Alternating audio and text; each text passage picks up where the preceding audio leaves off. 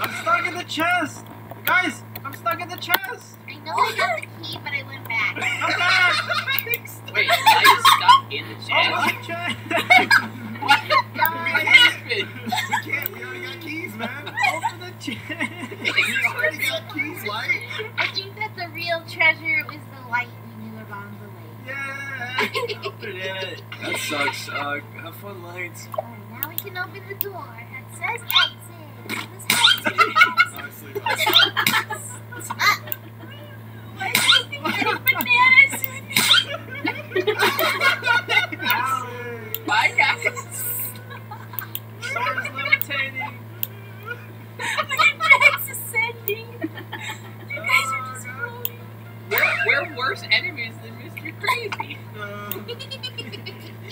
we have to get out of here together. You're right. Let's work Yeah, together of on this course. last part, okay? Are you kidding that we're gonna get murdered? We were the crazy ones all along. Oh. I did not see that jump. Oh my gosh, and watch out for the rats. Yeah, the rats like you. Oh my god. Stupid little rats. Guys, it took me to the very beginning! Ah! I'm in front of the house! Just Are you serious? Yes! Well, Light found a way out. That's unfortunate. Oh, wait. I Wait, think Mr. we're about to Crazy. make it out. Banana. I think this is the force. Oh, okay, nope. Yeah, he's been. Don't go Oh first. my gosh, so fast. This is hard. Where are you supposed to go to? To the back of the fence, there's a way to jump. Oh, that's easy. Bananas for everyone. He's teleporting, that's not fair. Just swooping over bananas. I don't want to talk about it. We did it, guys. Every Yeah, one every down here. one of us made it out. Everyone made it! Get it out. It's right. New and improved.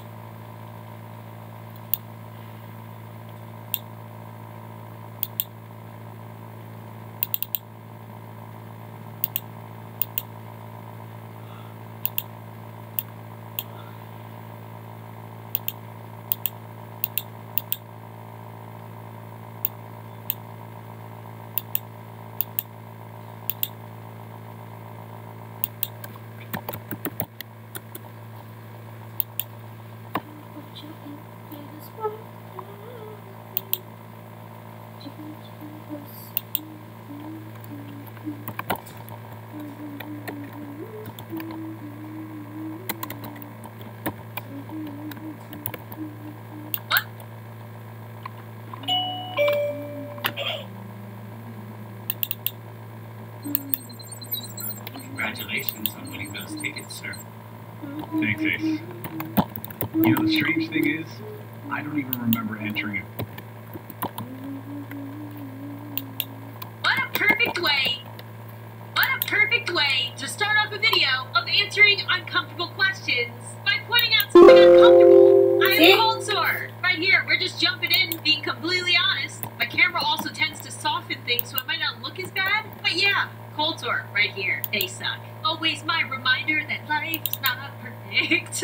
I think I'm just trying to procrastinate answering these. But I posted on my YouTube community tab over a week ago that it had been 2 years since I did an answering uncomfortable questions video, and you guys really seem to like it. I like sharing more than I normally would because of this video concept with you guys, so we feel more connected. So I asked you for some more questions to answer and make me feel uncomfortable, especially because so much has changed in only 2 years. I got over 7,000 questions, so one, thank you. Two, I tried to pick either the most interesting ones that I've never talked about yet, or ones that I saw repeatedly asked, but I thought a perfect question to start with was this first one. What do you feel has changed the most since the last time you answered personal questions when it comes to your personality and perspective of life? Well, I went back to watch that video to see what questions I'd answered already, to make sure I didn't answer them again over here. I'll link that if you missed that first video. But my god, my makeup has changed. What was I doing with my makeup 2 years ago?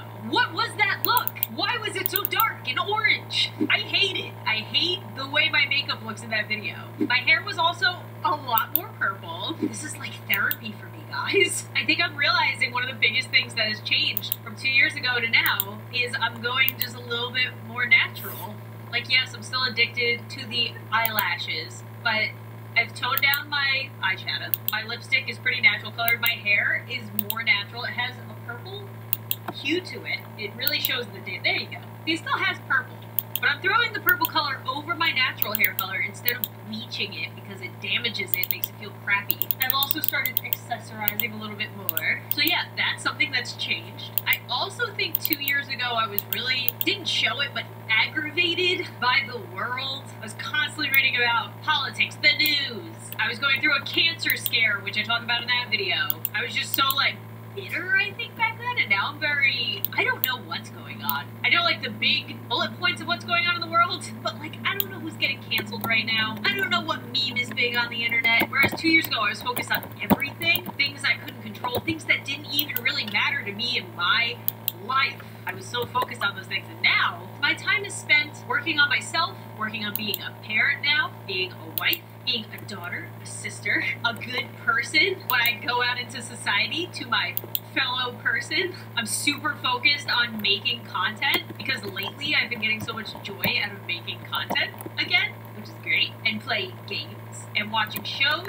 I'm focused way too much on this question, but I think overall it just shows how much I've changed my appearance, but also I've changed what's important to me.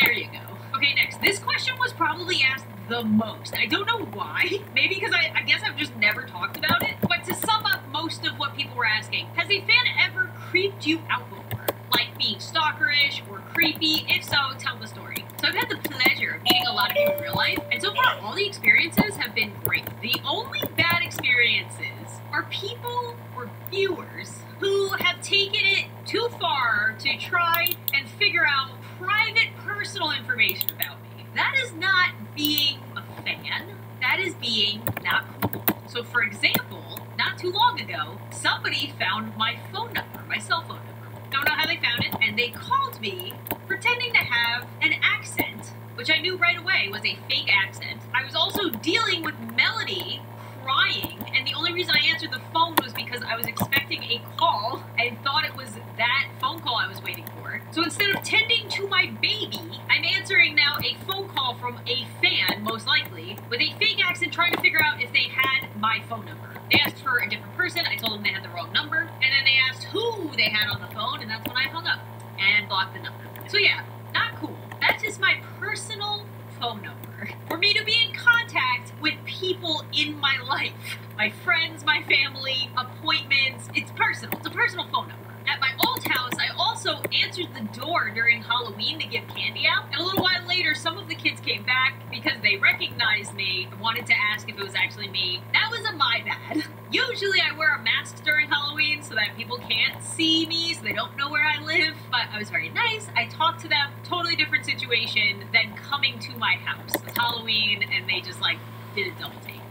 But, like, a couple months later, I see these same kids come in front of my house on a different day with a video camera videoing the front of my house. That's not cool. That was my old house, though, so I will not be answering the door anymore for Halloween. And then lastly, some people found my childhood home address, which nobody we know lives there. That house was sold. Mail got delivered there. And then somebody also found my parents' address in Florida and sent them mail for me. It freaked them out because they did not know if they should open the box or not. Do not send mail to addresses that you think are mine or my family's. It causes a lot of anxiety because I'm sure you don't mean harm, but some people do. And I don't want to open a package from somebody that I don't know who it's from or what could be inside of it. But luckily, those are my only creepy, bad fan experiences. People trying to track personal information down, where I live down, where my family lives down. Oh, also people creating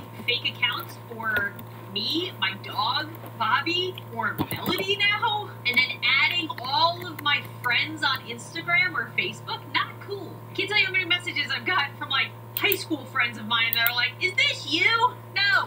I love you guys, but no. Enjoy me here. And if you see me in public, say hello. That is totally fine, but not my personal private space, especially with the baby. No, not cool. Next, I remember you saying that you have anxiety. How did it start, and what do you do to help with it?